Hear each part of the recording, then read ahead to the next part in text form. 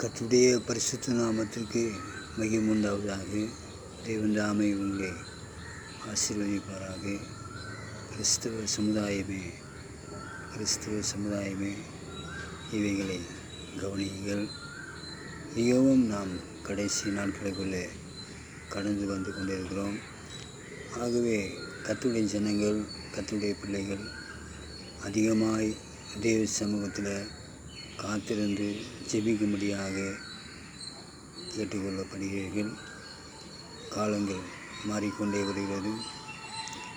ஆகவே கடைசி நாட்களில் உங்கள் தலைகளை நிமிர்ந்து தேவனை நோக்கி அதிகமாக நீங்கள் பாருங்கள். ஆகவே தான் இந்த ரகசிய வருகை மற்றும் காரியங்கள்லாம் அதெல்லாம் நடக்கும்.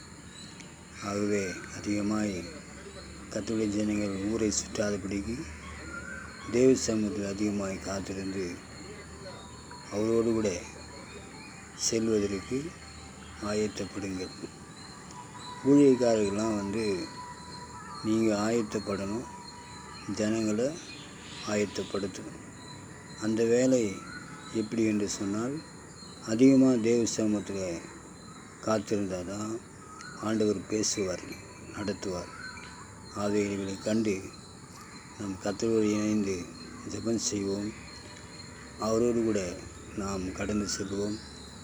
தேவன் தாமே உங்களை ஆசீர்வதிப்பாராக. நன்றி.